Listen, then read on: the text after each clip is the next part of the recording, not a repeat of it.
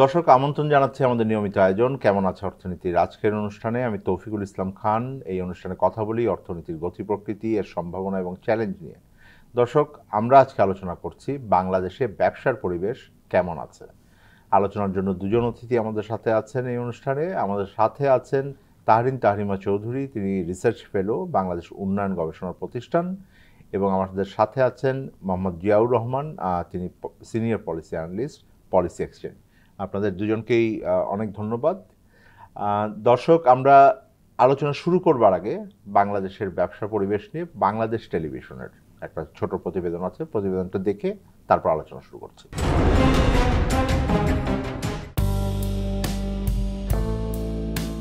অন্তর্বর্তীকালীন সরকারের গত এক বছরে অর্থনীতির বিভিন্ন সূচকের পতন ঠেকানো গেছে, কমানো গেছে ঝুঁকির মাত্রাও। তবে অর্থনীতি ও ব্যবসা বাণিজ্য এখনও পুরোপুরি চাপমুক্ত হয়নি। বেশ কিছু জায়গায় রয়েছে এখনও অস্বস্তি।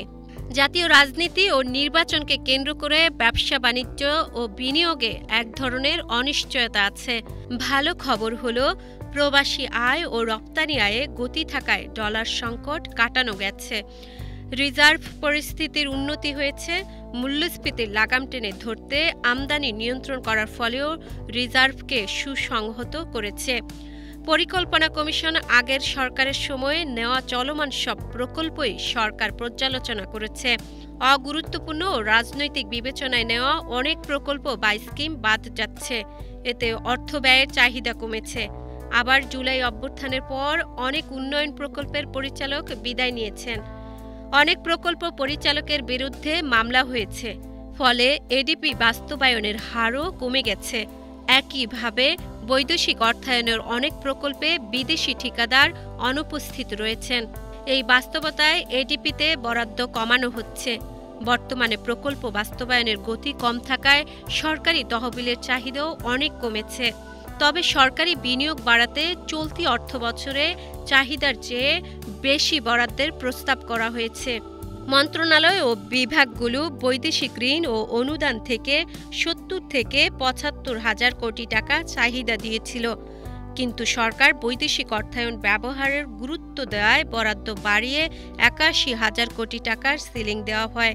অর্থনীতিবিদরা মনে করেন প্রকল্পের কাটছাঁটে টাকা বাঁচে ঠিকই, তবে সরকারি কাঙ্ক্ষিত বিনিয়োগ না হলে রাজস্ব আয় হয় না। আবার মানুষেরও কাজের সুযোগ কমে যায়। এগুলো আবার প্রবৃদ্ধি কমিয়ে দেয়। তাই সরকারকে ট্রেড অফ জরুরি। দর্শক, আপনার প্রতিবেদনটি দেখলেন। আমরা আলোচনা শুরু করছি। আলোচনা শুরু করবার আগে যেই বিষয়টি আমি বলতে চাই সেটা হলো যে, যেমন আপনি যেই প্রতিষ্ঠানে আছেন পলিসি এক্সচেঞ্জ, আপনারা এবং আমাদের অন্যতম শীর্ষ ব্যবসায়িক অ্যাসোসিয়েশন যেটা আমরা বলি, মেট্রোপলিটন চেম্বার অ্যান্ড কমার্স, তাদের একটা যৌথ উদ্যোগ আছে। সেই উদ্যোগটা হলো যে বাংলাদেশে ব্যবসা পরিবেশ কেমন আছে এটা আপনারা নিয়মিত পর্যবেক্ষণ করেন, একটা ইন্ডেক্স সূচক একটা আপনারা তৈরি করেন। এখন সেই সূচকটি সম্পর্কে যদি একটু বলেন যে মানে এটা কিভাবে সার্বিকভাবে বাংলাদেশের ব্যবসার যে পরিবেশ আছে এইটাকে বোঝার জন্য আপনারা কি কি বিষয় এটার ভিতরে দেখেন, মানে কোন কোন ওই সূচকের ভিতর তো আবার অনেকগুলো সূচক আছে। সূচকটা সম্পর্কে যদি বলেন যে আমি সেটাকে সামগ্রিকভাবে ব্যবসা পরিবেশ বুঝতে আমাদেরকে সাহায্য করে। এটার শুরু হওয়ার রিজনটা হচ্ছে যখন বাংলাদেশের ডুইং বিজনেসের যেই সার্ভেটা হতো ওটা বিশ্ব ব্যাংক করতেন, জি, তো এটা বন্ধ হয়ে যায়। কিন্তু এটার পর আমাদের তো আসলে ব্যবসা তো চলছে এবং এটা ইনভেস্টমেন্টও চলছে। এটার জন্য আমাদের একটা হোমগ্রোন একটা ইন্ডেক্সের দরকার হয়। তো এই ইন্ডেক্সটা হচ্ছে বাংলাদেশের একমাত্র হোমগ্রোন ইন্ডেক্স, যেটা বাংলাদেশের 8টি ডিভিশন কভার করে এবং টোটাল বাংলাদেশ ব্যুরো অফ স্ট্যাটিস্টিক্সের যে 12টা আইডেন্টিফাইড সেক্টর আছে, এই 12টি সেক্টরকে কভার করে। এই সেক্টরের গুলোতে কী কী সমস্যা বা এইসব ডিভিশনের মধ্যে কী কী চ্যালেঞ্জেস, যেগুলো হচ্ছে পলিসি রেগুলেটরিগত বা ব্যবসা পরিচালনার জন্য বা ইনভেস্টমেন্ট করার জন্য যেসব প্রয়োজনীয় সূচক দরকার হয়, এগুলোকে অ্যানালাইসিস করে। তার মধ্যে আমরা 11টি পিলার আইডেন্টিফাই করেছি। এই 11টি পিলার যা হচ্ছে স্টার্টিং এ বিজনেস, তারপর হচ্ছে infrastructure, technology adoption, access to finance সহ আরও কিছু থাকে। ইন্ডেক্সটা যখন করছেন তখন কি মানুষকে জিজ্ঞেস করছেন ব্যবসার উদ্যোগ কেমন আছে তাদের, বা ব্যবসার পরিবেশ কেমন আছে, নাকি আপনারা অন্য সূত্র থেকে তথ্য উপাত্ত আচ্ছা, ব্যবহার করছেন? এটা হচ্ছে আমাদের একমাত্র সোর্সই হচ্ছে বিজনেসেস, যারা হচ্ছে লাইসেন্স আছে যাদের। এটার একদম মিনিমাম থ্রেশহোল্ড এটা থাকতে হবে যে তাদের ট্রেড লাইসেন্স আছে। ওকে, শুধুমাত্র যারা ব্যবসা করার সময় তারাই বলতে, মানে এই ইন্ডেক্সের ইনফরমেশন তারাই দিতে পারে যারা হচ্ছে ব্যবসা পরিচালনা করে থাকে এবং তারা বিভিন্ন ধরনের পলিসি এবং রেগুলেটরি আপনারা একটা দেশব্যাপী একটা জরিপ করছেন। এক্স্যাক্টলি। ডুইং বিজনেস থেকে এটা একটু আলাদা। এটা আলাদা হওয়ার রিজনটা হচ্ছে ডুইং বিজনেস শুধুমাত্র ঢাকা এবং চিটাগাং মেট্রোপলিটনটাকে কভার করতো, মানে শহর, বড় শহর দুটোকে, শুধুমাত্র বড় শহর দুটোকে কভার করতো। কিন্তু বাংলাদেশ বিজনেস ক্লাইমেট ইন্ডেক্স এটা হচ্ছে সার্বিকভাবে 8টি ডিভিশন এবং এই 8টি ডিভিশনের মধ্যে 12টি সেক্টরকে কভার করে থাকে। এজন্য এটার অ্যাকসেপ্টেন্স অথবা এটার যেই আপনার মনে হচ্ছে যে অনেক বেশি বাংলাদেশের সামগ্রিকতাকে তুলে আনতে পারে, মানে খালি বড় ব্যবসা শুধুমাত্র মানে আমাদের দুটো বড় শহর তা না, যারা মানে বরিশাল, রাজশাহী, রংপুর বিভিন্ন যে বিভাগ আছে সব বিভাগে, এবং এটা অনেক ইনক্লুসিভ, স্মল মিডিয়াম থেকে শুরু করে লার্জ পর্যন্ত সবাই, এবং এখানে নতুন নতুন ব্যবসা ছোট বড় সবাইকে জি জি জি। এই তো আমরা জেনারেলি যেটা বলি যে মানে আসলে ব্যবসার পরিবেশ যদি বুঝতে হয়, তাহলে যদি আপনি তো মানে যেহেতু বলছেন অর্থনীতিবিদ হিসেবে, মানে কোন কোন বিষয়গুলো বাংলাদেশের কনটেক্সটে, যেহেতু উনি হোমগ্রোন শব্দ যেটা ব্যবহার করেছেন পলিসি এক্সচেঞ্জের, যে আমরা আমাদের মতন করে, একটা তো বিশ্ব পর্যায়ের বিভিন্ন বিষয় আছে, বাট বাংলাদেশের কনটেক্সটে আমরা যদি ব্যবসাকে চিন্তা করি, কোন বিষয়গুলো অনেক বেশি ইম্পর্টেন্ট আসলে আমাদের ব্যবসা পরিচালনার জন্য? কারণ আমরা অনেক সময় বিনিয়োগ পরিবেশের কথা বলি এবং নতুন বিনিয়োগ আসবে এটা বলি, কিন্তু ব্যবসা পরিবেশের কথা যদি বলি, দুটোর মধ্যে আসলে মানে পার্থক্য এবং কি কি বিষয়গুলো গুরুত্বপূর্ণ হয়? বাংলাদেশের ওভারঅল বিজনেস ক্লাইমেট নিয়ে কেউ জানতে চাচ্ছে কিন্তু সে এখানকার না, সেক্ষেত্রে কিন্তু এই ইন্ডেক্সগুলো খুবই উপযোগী। কারণ বাইরে থেকে যখন আমরা ফরেন ডাইরেক্ট ইনভেস্টমেন্টের কথা বলি, তাদের তো কোনো একটা ডকুমেন্ট সামনে থাকতে হবে যে আমরা কিভাবে আসলে জানার জন্য একটা ওভারঅল সিনারিও সেটা করতে পারবে।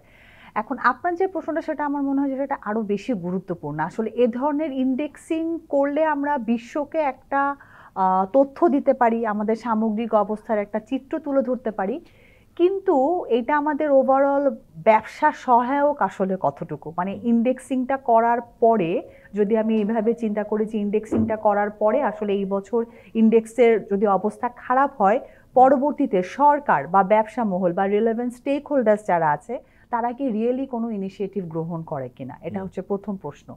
দ্বিতীয়ত হচ্ছে আমি আসলে ওভারঅল এই বিজনেসটাকে আমার ব্যক্তিগত মতামত বা আমি যেভাবে ধারি, আমি দুইভাবে চিন্তা করি।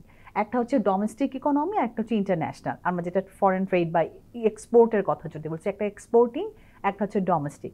এখন আপনি চিন্তা করুন যেগুলো ডোমেস্টিক ইকোনমিতে ব্যবসা করছে, অর্থাৎ যাদের পণ্য আমাদের এই লোকাল ইকোনমি অ্যাবজর্ব করছে, মানে আমার দেশের ব্যবহারের জন্য যেগুলো আমরা বানাচ্ছি, হ্যাঁ, তাদের জন্য পরিবেশটার ইন্ডেক্সিং হওয়া উচিত একরকম। আর যারা এক্সপোর্টিং তাদের জন্য হওয়া উচিত ইন্ডেক্সিং, আমার যেটা মনে হয় সেটা একরকম। কারণ হচ্ছে যারা লোকালি প্রডিউস করে তাদের অপারেশন, তাদের এফিসিয়েন্সি লেভেল বা যে ধরনের ক্রাইটেরিয়াগুলো আমরা ইন্ডেক্সিংয়ের জন্য ক্ষেত্রে, তাদের মোড অফ অপারেশনটা কিন্তু ডিফারেন্ট।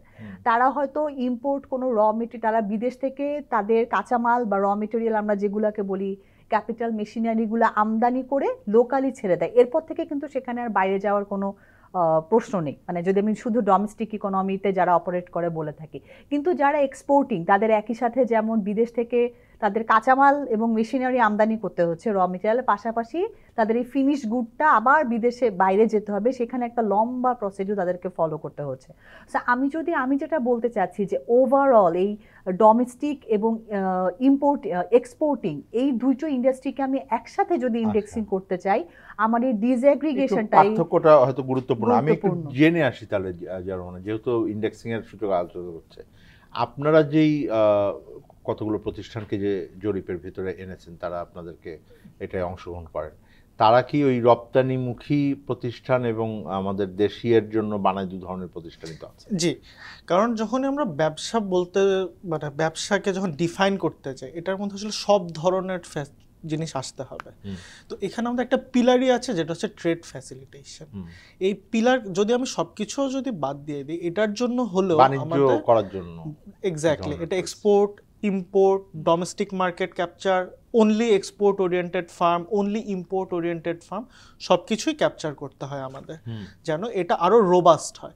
আদারওয়াইজ এটা যদি মানে আমাদের তো আসলে এক্সপোর্ট ডিপেন্ডেন্ট কান্ট্রি, এটা ইম্পোর্ট ডিপেন্ডেন্ট কান্ট্রি, তো এটার জন্য আমাদের এটা খুবই গুরুত্বপূর্ণ ভূমিকা না, কারণ হলো যে একটা বড় বিষয় তো হলো বাংলাদেশে যারা এক্সপোর্ট করেন, এটা তো আমি যেটা বুঝি যে 80% তো মিনিমাম হবে যাদের হয়তো লোকাল কোনো মানে লোকাল মার্কেটে সেই অর্থে বড় অপারেশন নাই, হয়তো বড় মানে বড় পরিসরের গ্রুপের আছে, কিন্তু ওই প্রতিষ্ঠান হিসেবে যদি আমি চিন্তা করি, আমরা একই উদ্যোক্তাদের হয়তো লোকাল অপারেশন আছে, কিন্তু ওই ফার্মগুলো অধিকাংশ হলো 100% এক্সপোর্ট ওরিয়েন্টেড। এইটাই আমাদের, কারণ যেহেতু আমরা তৈরি পোশাক করি, যেভাবে এই ব্যবসাটা বেড়ে উঠেছে, ওটার যে নীতি কাঠামো তৈরি হয়েছে, যে যার যে ধরনের সুযোগ সুবিধা দেওয়া হয়, ওটা এক্সপোর্ট ওরিয়েন্টেড। সুতরাং মানে আমার বড় এক্সপোর্ট ওরিয়েন্টেড যেই ফার্মগুলো আছে, তারা আসলে হয়তো লোকাল মার্কেটের অতখানি রিলেভেন্টই না। সো এই দুটো বিষয়কে যেটা তারিন বলছিলেন আপনার, যে দুটোকে আলাদা করে দেখারও ব্যাপার আছে।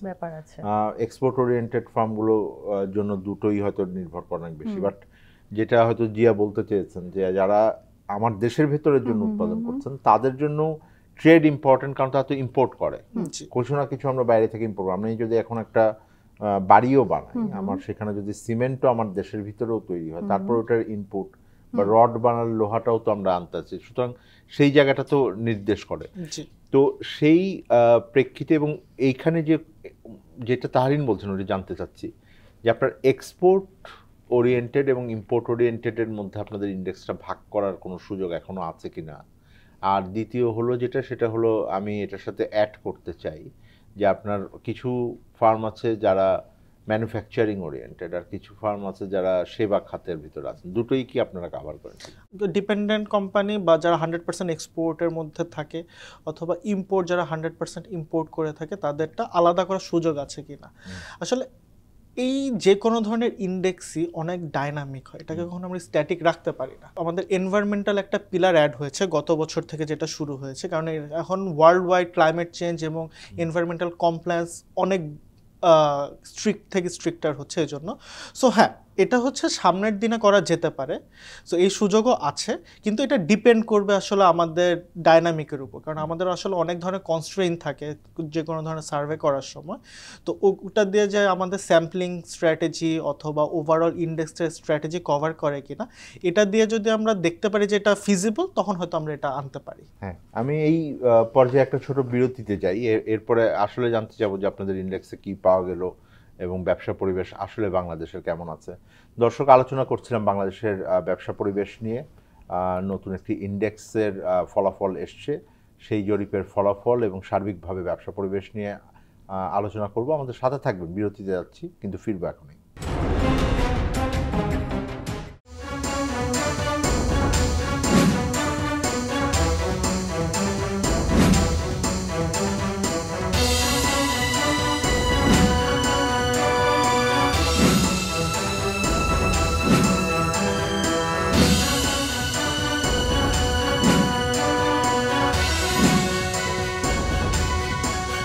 আগামীর বাংলাদেশ, বিশেষ টকশো আগামীর বাংলাদেশ, দেখবেন প্রতিদিন রাত 11টায়।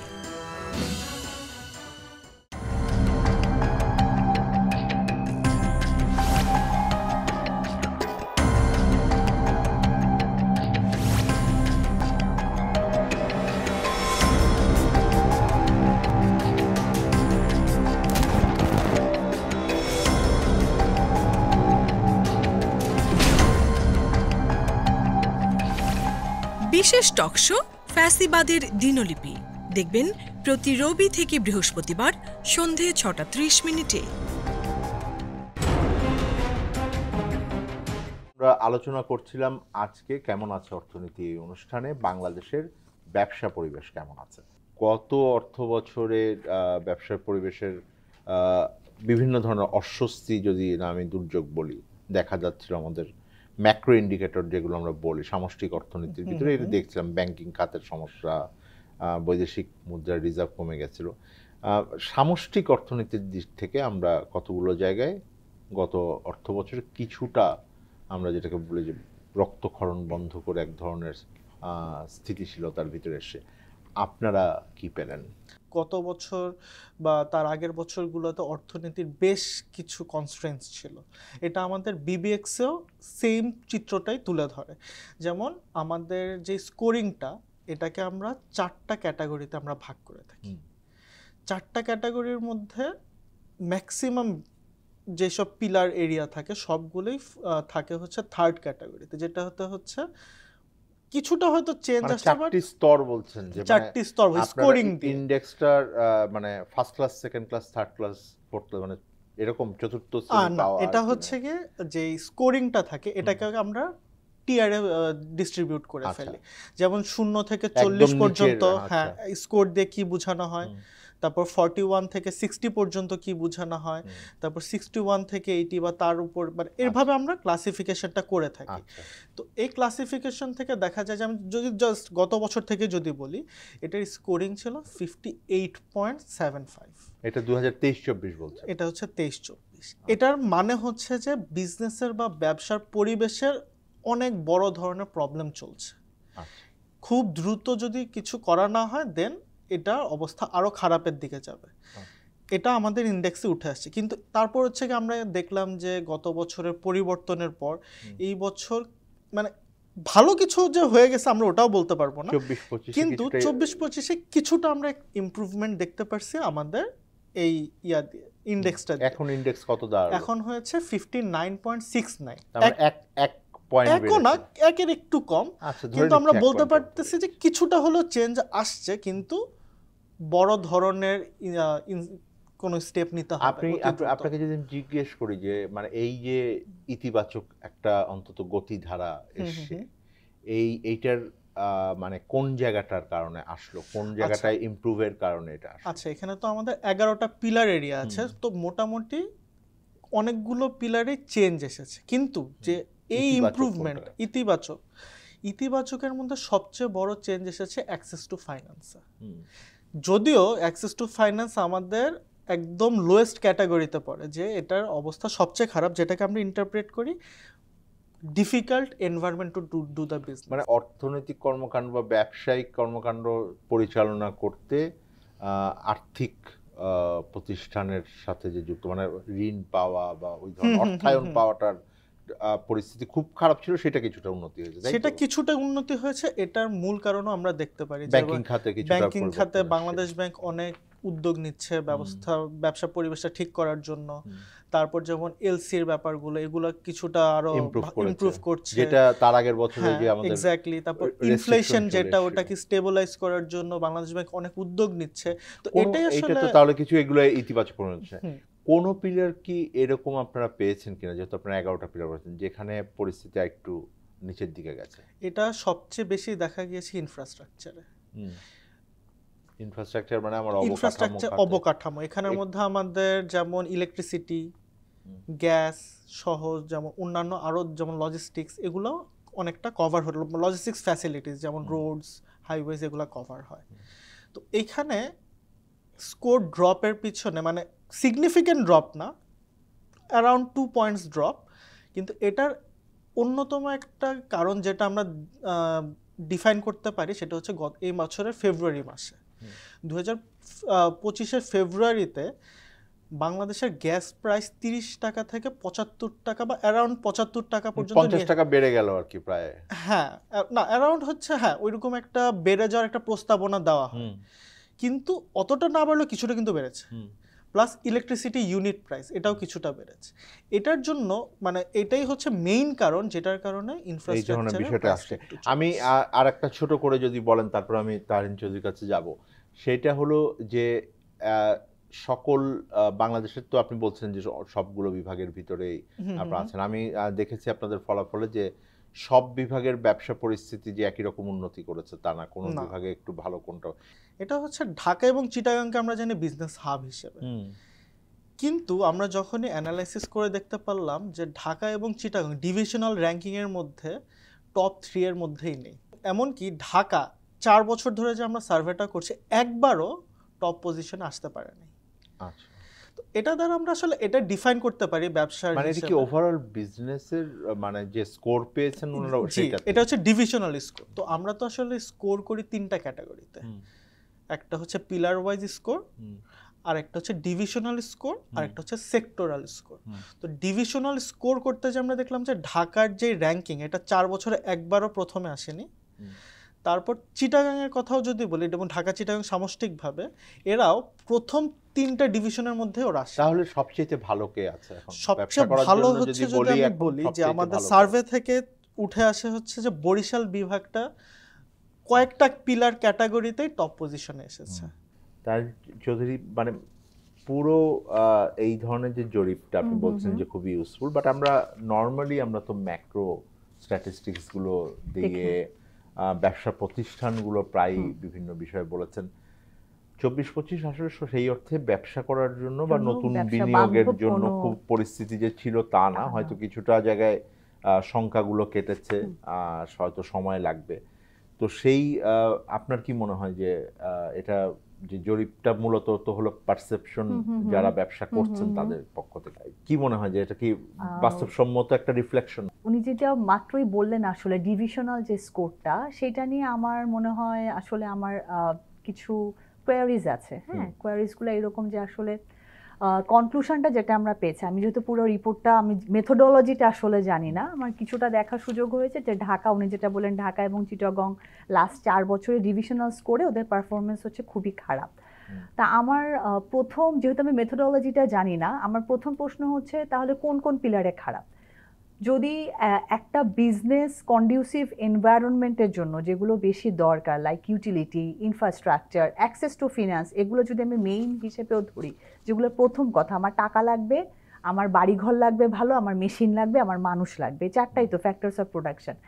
এগুলোর ক্ষেত্রে আসলে কেন বরিশাল ঢাকার থেকে আগিয়ে, চিটাগংয়ের থেকে আগিয়ে? আমরা যদি এইভাবে চিন্তা করি যে কলকারখানা, আমরা তো যেটা আমরা ইকোনমিক্সের ভাষায় বলি অ্যাগ্লোমারেশন, আমরা জানি যে যোগাযোগের ক্ষেত্রে বলি, নেটওয়ার্কিং বলি, কমিউনিকেশন বলি, ট্রান্সপোর্টেশন বলি, সব কিছু কিন্তু ঢাকা এবং চিটাগং হচ্ছে আমাদের পোর্ট, যেখান থেকে সব কিছু বাইরে যাচ্ছে। আমরা যদি এক্সপোর্ট ওরিয়েন্টেড ইন্ডাস্ট্রির কথা বলি, ঢাকায় আরএমজির খাতে যে উৎপাদনটা হচ্ছে, যা কিছু দেশে হচ্ছে চিটাগং দিয়ে বাইরে চলে যাচ্ছে।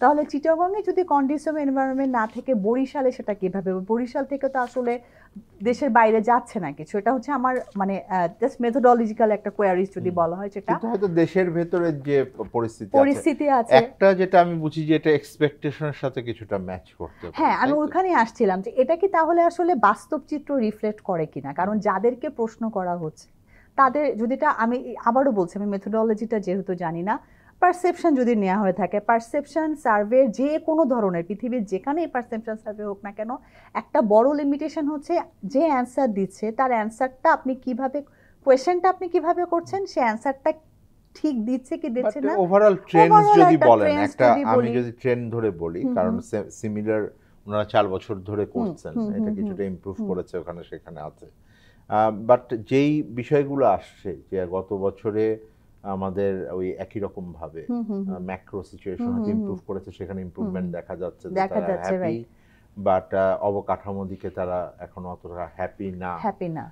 সেটাই আমি বলছি যে হয়তো তারা বরিশালের যারা ইন্ডাস্ট্রিয়ালিস্ট ছিল, যাদেরকে সার্ভে করা হচ্ছে, তারা হয়তো বা অনেক বেশি satisfied what they are doing, but ঢাকায় যারা আছে, আমি হেটেরোজেনিটির কথা বলছি, যে ডিভিশন একটা ঢাকা ডিভিশনে আমরা কি জানি আরএমজি অনেক বেশি, যেটা কিন্তু বরিশাল, রংপুর, সিলেট এসব জায়গায় কিন্তু না। সো আরএমজি যে ধরনের চ্যালেঞ্জগুলো ফেস করে, সেটা কিন্তু বরিশালের উদ্যোক্তারা, বরিশালের যেই ইন্ডাস্ট্রিয়ালিস্টরা আছে, তারা কিন্তু সেটা ফেস করবে না।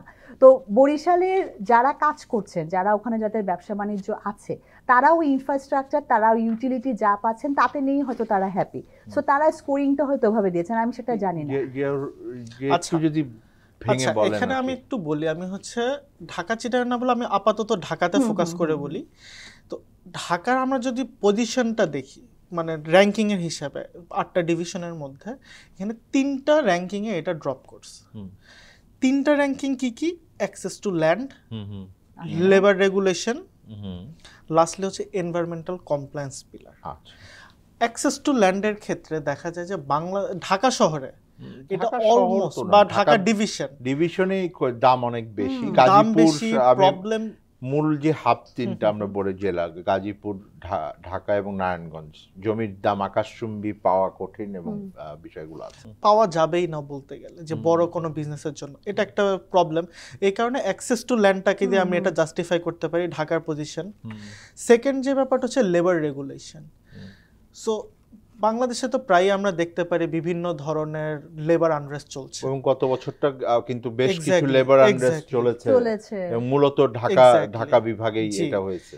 এটার জন্য Industrial area গুলো। এখানে হচ্ছে স্কোর মানে পজিশনটা ড্রপ করেছে। ফাইনালি হচ্ছে এনভায়রনমেন্টাল কমপ্লায়েন্স। যত ধরনের বড়, যেমন উনি একটু আগে বললেন যে আরএমজি সেক্টরের কথা, সো ইন্টারন্যাশনাল বিভিন্ন কমপ্লায়েন্স যেটা হচ্ছে এনভায়রনমেন্টাল সেন্ট্রিক, এটা আরএমজিতে ইম্পোজ হচ্ছে বেশি, কারণ আমাদের এক্সপোর্টটা বেশি। যেহেতু এক্সপোর্ট ওরিয়েন্টেড ফার্মগুলো ঢাকায় কনসেন্ট্রেটেড, ওই এক্সপোর্টের রেগুলেশন যেহেতু স্ট্রিনজেন্ট হচ্ছে, আরো একটু জোর কঠিন হচ্ছে, ফলে তাদের মানে ব্যবসা করার জন্য তাদেরকে আরো বেশি এফোর্ট দিচ্ছে। এক্স্যাক্টলি, এইটার একটা তাদের reflection কমপ্লায়েন্স মেইনটেইন করতে যায়, তাদের হার্ডশিপ ফেস ফলে করতে ব্যবসার হচ্ছে। দৃষ্টিভঙ্গি থেকে এটা হচ্ছে। আমরা যারা মানে সাধারণ নাগরিক আছি, নিঃসন্দেহে আমরা খুশি যে আমাদের পরিবেশের তো একটা খুবই সিরিয়াস আমরা সিচুয়েশনের ভিতরে আছি, আমরা চাই যে সেই জায়গাটায় ইমপ্রুভ করুক, কিন্তু সেই জায়গাটা আসছে।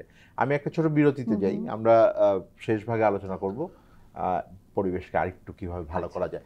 দর্শক, আমরা আলোচনা করছিলাম বাংলাদেশের ব্যবসার পরিবেশের বর্তমান পরিস্থিতি কি, শেষ ভাগে আলোচনা করব যে আসলে কি কি করা যায়। আমাদের সাথে থাকবেন, বিরতির পর আমরা আবার ফিরব। ডেঙ্গু থেকে সাবধান। ডেঙ্গুর লক্ষণসমূহ: তীব্র জ্বর এবং মাথা ব্যথা, চোখে ব্যথা হওয়া বা আলোর দিকে তাকাতে সমস্যা হওয়া, মাংসপেশি এবং হাড়ের সংযোগস্থলে প্রচণ্ড ব্যথা হওয়া, শরীরের চামড়ায় লালচে ছোপ বা র্যাশ ওঠা, বমি ভাব বা বমি হওয়া এবং খাওয়ায় অরুচি হওয়া। ডেঙ্গু প্রতিরোধে করণীয়: মশা তাড়ানো ঔষধ বা স্প্রে ব্যবহার করুন।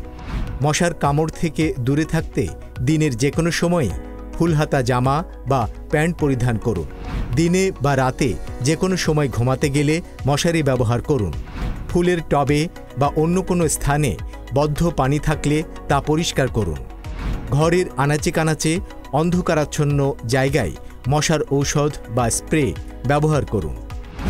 ডেঙ্গু প্রতিকারে করণীয়: ডেঙ্গু আক্রান্ত ব্যক্তিকে অবশ্যই মশারির ভেতরে রাখুন। অতি দ্রুত আক্রান্ত ব্যক্তিকে নিকটস্থ হাসপাতালে নিয়ে যান বা ডাক্তারের পরামর্শ নিন। জ্বরে প্যারাসিটামল ব্যতীত অন্য ব্যথানাশক ঔষধ খাওয়া থেকে বিরত থাকুন। রোগীকে বেশি তরল খাবার খাওয়ান। বিশ্রাম নিন এবং রক্তচাপ কমে যাচ্ছে কিনা তা নিয়মিত পরীক্ষা করুন। আপনার বাসা এবং আশেপাশে জমে থাকা পরিষ্কার পানিতে বংশবিস্তার করে এডিস মশা, তাই বাসার ভেতর ও আশেপাশে পানি জমার স্থান চিহ্নিত করে 2-3 দিন পর পর পরিষ্কার করুন। সচেতন হন, সুস্থ থাকুন।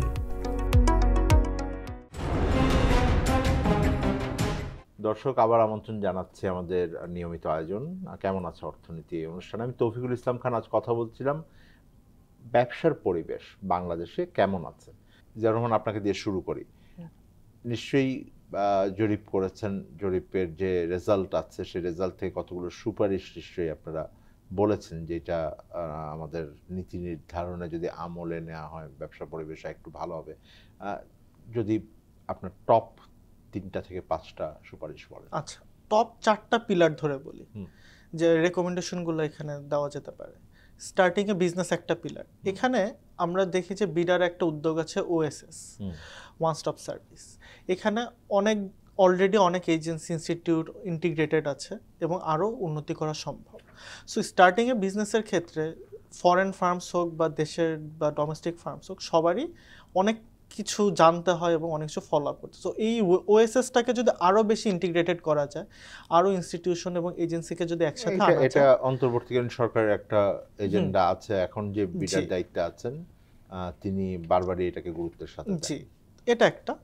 ট্রেড ফ্যাসিলিটেশনের ক্ষেত্রে আসে বাংলাদেশ সিঙ্গেল উইন্ডো, এটাকে যদি আরো বেশি ইন্টিগ্রেট করা যায় এবং এটার কভারেজ এরিয়া বা এটা সার্ভিস এরিয়া যদি আরো একটু বেশি বৃদ্ধি করা যায়, দেন হচ্ছে ট্রেড ফ্যাসিলিটেশনটা মানে ইমপ্রুভ বাণিজ্য করার ক্ষেত্রে একটা জায়গায় সব সেবা যদি পান যারা আমদানি বা রপ্তানি করছেন। তারপর আসে হচ্ছে এনভায়রনমেন্টাল যে রেগুলেশনসগুলো, এনভায়রনমেন্টাল যে পিলারটা আছে, এখানে আমাদের মেইন প্রবলেমটাই দেখা যায় যে ক্ষুদ্র এবং মাঝারি যে ব্যবসাগুলো আছে তাদের ফিনান্সিয়াল ক্যাপাসিটি নেই এগুলাকে কমপ্লায়েন্ট করার তাদের ব্যবসাটাকে। এই ক্ষেত্রে যদি কোনোভাবে অ্যাক্সেস টু ফাইন্যান্সের যদি আরও প্রোডাক্ট ডাইভার্সিফাই করে তাদেরকে যদি এই সুযোগটা দেওয়া হয়, দেন তারাও হয়তো এনভায়রনমেন্টাল কমপ্লায়েন্ট ফলো করে তারাও এক্সপোর্টের দিকে যেতে পারবে। লাস্ট যেটা হচ্ছে টেকনোলজি অ্যাডাপশন। বাংলাদেশের মেইন প্রবলেমটা হচ্ছে যে নেটওয়ার্ক কভারেজ না, মেইন প্রবলেমটা হচ্ছে যে টেকনোলজিগুলো আছে এগুলাকে রান করার জন্য স্কিলড লেবার। তো এই লেবার স্কিল বৃদ্ধি করার জন্য টার্গেটেড যদি কোনো ধরনের স্কিম বা কোনো ধরনের প্রোগ্রাম রান করা যায়, দেন তারিক চৌধুরী আপনার দৃষ্টি থেকে যদি বলেন যে আমরা সত্যিকার অর্থেই তো একটা কঠিন সময়ের ভেতর দিয়ে গত এক বছরে অর্থনীতিতে অনেক ধরনের ইতিবাচক পরিবর্তন আনার চেষ্টা করা হয়েছে। আপনাকে যদি আমি প্রশ্ন করি যে রাজনৈতিক দলগুলো আমরা অতীতে দেখেছি বিভিন্ন রাজনৈতিক সামাজিক ইস্যুতে তাদের মতভেদ কিছুটা থাকে, অর্থনৈতিক নীতি মোটামুটি তাদের কাছাকাছি থাকে, এটার ভিতর খুব বেশি বিচ্যুতি আমি দেখি না। কিন্তু ব্যবসা, বিশেষ করে ব্যবসা পরিবেশের কথা যদি বলি, সামাজিক বিভিন্ন পলিসিতে হয়তো তারা কোথাও একভাবে অন্যভাবে করার চেষ্টা করেন। রাজনৈতিক দলগুলোর জন্য ব্যবসা পরিবেশ উন্নতির জন্য কোন কোন জায়গায় নজর দিতে হবে এবং অন্তর্বর্তীকালীন সরকারও যে শেষ কিছুটা সময় তাদের রয়েছে, কোন জায়গায় তারা দেখবেন, আপনার পরামর্শগুলো কি হবে যেগুলো তারা গ্রহণ করতে পারে? আসলে রাজনৈতিক দলগুলোর কিভাবে করা উচিত বা যিনি নতুন সরকার যিনি আসবেন, অলরেডি দেখুন আমাদের হাতে যেই ডকুমেন্টসগুলো থাকে বা আমরা যে ধরনের তথ্য উপাত্ত আমাদের কাছে আছে সেগুলো কিন্তু আমাদের সবারই জানাই যে access to finance, trade facilitation, environmental hazards, compliance, এগুলো কিন্তু শুধুই গত 3 বছর 4 বছরের ইস্যু না, এগুলো মোটামুটি আমাদের সবারই জানা, আমরা করে আসছি, আমরা জানছি। ইনফ্যাক্ট ওয়ার্ল্ড ব্যাংক 2021-এর পর থেকে ইজ অফ ডুইং বিজনেস রিপোর্টটা যখন তারা আর পাবলিশ করা বন্ধ করলো, এই 2024-এ কিন্তু তারা হচ্ছে আবার একটি নতুনভাবে ওরা 3টা ফেজে আবার বিজনেস রেডি রিপোর্ট নামে একটা রিপোর্ট লঞ্চ করেছে, যেটা 2024-এ বের হয়েছে, পাইলট 1, সেকেন্ড 2025, তারপর 2026 হবে। সেখান থেকে আমি জাস্ট 3টা পরিসংখ্যান বলি, তো সেখানে তারা তিনটা ইন্ডিকেটরে বা 3টা প্যারামিটারে দেখে থাকে। একটা হচ্ছে regulatory framework, public service, operational efficiency. আগের রিপোর্টে যেটা হতো কি যে ওভারঅল পুরা বিশ্বের 170টা দেশের মধ্যে লাস্ট বাংলাদেশের অবস্থান, আমি যদি 190টার মধ্যে অবস্থান ছিল মনে হয় 176তম 2021 সালে। এইবারে 50টা দেশের মধ্যে আপনি কিন্তু ভাবে বলতে পারবেন না তার অবস্থান কি। এই রিপোর্টে যেটা হয়েছে 3টা ক্যাটাগরিতে তার একটা স্কোরিং করা হয়েছে। হ্যাঁ, সেই স্কোরিংয়ের ভিত্তিতে আমি দেখতে পাচ্ছি যে অপারেশনাল এফিসিয়েন্সি যেটা, এখানে কিন্তু বাংলাদেশের অবস্থান অনেক ভালো, প্রায় 70 পয়েন্ট পেয়েছে আর কি, যেটা ধরেন টপ 100-র ভেতরে। হ্যাঁ, 100-র ভেতরে তার অবস্থান হচ্ছে 16তম। কিন্তু আবার আমি যদি পাবলিক সার্ভিসের দিকে তাকাই সেখানে তার অবস্থান হচ্ছে 34তম। সেখানে তার পয়েন্ট, যেখানে আমি অপারেশন এফিসিয়েন্সিতে আমি 70 পেয়েছি, এর পরেরটাতে আমি পেয়েছি 41, এর পরেরটাতে রেগুলেটরি ফ্রেমওয়ার্ক সেখানে আমার অবস্থান হচ্ছে 43তম। তো এই যে বিভিন্ন ক্যাটাগরিতে কিন্তু আসলে প্রবলেম, এবং আমরা যদি যে কোনো ধরনের ডকুমেন্ট ওনারা যেটা করছেন যে 4 বছর এই ট্রেন্ডগুলো দেখি, এই বিজনেস রেডি ইন্ডেক্সের এখন 25 সালে যেটা বের হবে সেইখানে এই 3টা ক্যাটাগরিতে আমাদের অবস্থানগুলোকে কি দেখে আমাদের এই দুর্বলতাগুলো কিন্তু আমরা আসলে জানি, এটা নতুন করে বলার কিছু নাই। হয়তো রাজনৈতিক পরিস্থিতি বা অর্থনৈতিক অস্থিতিশীলতার কারণে সেটা হয়তো কিছুটা এদিক ওদিক হয়, তাই বলে একদম ম্যাসিভ কোনো প্যারাডিম শিফট হয় সেটাও না। আমার যেটা মনে হয় কি আসলে আমাদের 2টা জিনিসের দিকে লক্ষ্য রাখা উচিত। একটা ব্যাপার হচ্ছে যে আমরা এখন এলডিসিআর নেই, সো আমরা সামনে এত বছর ধরে আমরা যেভাবে ব্যবসা করে আসতে পেরেছি আমরা কিন্তু সামনে সেভাবে করতে পারবো না। সেই সক্ষমতাটা আমাদের ব্যবসায়ীদের মধ্যে আসলে আছে কিনা, তারা কি ভাবছে যে তারা এলডিসি হওয়ার জন্য যে সুবিধাগুলো, যে শিল্পগুলো আগে ভোগ করতো, তাদের কোনো ভিশন আছে কিনা। তারা তো এখন বলছেন যে আরো মানে 6 বছর 6 বছর পিছিয়ে দেওয়া এখন এটাই হচ্ছে প্রবলেম, যে একটা ইন্ডাস্ট্রি 25 বছরে যে সেই সক্ষমতাটা আমরা যেহেতু অর্জন করতে এখনো পারিনি, যার কারণে আমাদের বলতে হচ্ছে আরো 6 বছর আমাদের লাগবে। 6 বছর পরে আবার কি একই পরিস্থিতির সৃষ্টি হবে যে আমরা বলবো আমাদের আরো 10 বছর লাগবে? এই জিনিস, এই নীতিমালাগুলো আসলে দরকার, যে কেন আমাদের, হয়তো নিশ্চয়ই এটা যারা এই বিজনেসগুলো করে থাকেন তারা হয়তো এটার সাথে জড়িত আছেন, তারা বলতে পারবেন এই সমস্যাগুলো আসলে কি, কেন আমাদের কম্পিটিটিভনেসটা আসলে গ্রো হচ্ছে না, এবং যেটা আমরা বলি এক্সপোর্ট ডাইভার্সিফিকেশন। ধন্যবাদ। আমি আলোচনা আজকে শেষ করতে হচ্ছে, আপনাদের দুজনকে অনেক ধন্যবাদ। দর্শক, বাংলাদেশে ব্যবসা পরিস্থিতি নিয়ে আলোচনা করছিলাম এবং সত্যিকার অর্থেই গত অর্থবছর, যেটা জুলাই জুন মাসে আমাদের অর্থবছর হয়, সেটা একটা কঠিন পরিবর্তনের ভিতর দিয়ে গেছে রাজনৈতিক সামাজিকভাবে, এবং তার প্রভাব অর্থনীতির ভিতরেও আছে। অর্থনীতি সরাসরি একটা ক্ষতিগ্রস্ত অবস্থায় ছিল, সেখানে অনেক ধরনের সংস্কার কাজ চলছে, অনেক ধরনের মেরামতের কাজ চলছে, ফলে খুব সহজ পরিস্থিতিতে ব্যবসা ছিল না। খুব দ্রুত এটার উন্নতি হচ্ছে এরকমও বোঝাটা কঠিন হয়েছে আমাদের জন্য। এইটা একটা এখন পর্যন্ত আমরা সাধারণভাবে বলতে পারি, কিন্তু আমাদের কাছে ইতিবাচক পরিবর্তনের চিহ্ন আছে এবং সেটাতেই আমরা আশাবাদী হতে চাই, এবং সামনে যে রাজনৈতিক পরিবর্তনের ভিতর দিয়ে দেশ যাবে সেখানে ব্যবসা পরিবেশের উন্নতি করাটা একটা গুরুত্বপূর্ণ জায়গা হবে। আমরা যে বিষয়টি অনেক বড়ভাবে আলোচনা করিনি সেটা হলো কর্মসংস্থান, কারণ দিন শেষে ব্যবসা পরিবেশ আমরা এই জন্য ভালো করতে চাই কারণ আমার দেশের ভেতরে যে মানুষ আছেন, এবং বাংলাদেশ শ্রমঘন একটি দেশ, সেখানে মানুষের কর্মসংস্থান বিষয়টি খুবই গুরুত্বপূর্ণ হয়, এবং এখানে নীতিগত অনেক ধরনের আমাদের প্রতিবন্ধকতা আছে। আমাদের দেশের ভিতরে সুশাসনের ঘাটতি নিয়ে আমরা সবসময় কথা বলেছি, আর সেই জায়গাগুলোতে পরিবর্তন যেমন লাগবে, একই সাথে যারা ব্যবসা করছেন তাদের যে প্রতিযোগিতা সক্ষমতা, তাদের যে মানসিকতার পরিবর্তন, নতুন চ্যালেঞ্জকে নেওয়া, নতুন প্রযুক্তিকে নেওয়া, আমরা স্বল্পোন্নত দেশ থেকে বের হয়ে যাব সেইটার জন্য যে চ্যালেঞ্জ আছে সেইগুলোকে নেওয়ার জন্য আমাদের প্রস্তুতিটা দরকার। সেই প্রস্তুতি সামনের দিনে অব্যাহতভাবে থাকবে, এই প্রত্যাশা রেখে আজকে আলোচনা শেষ করছি।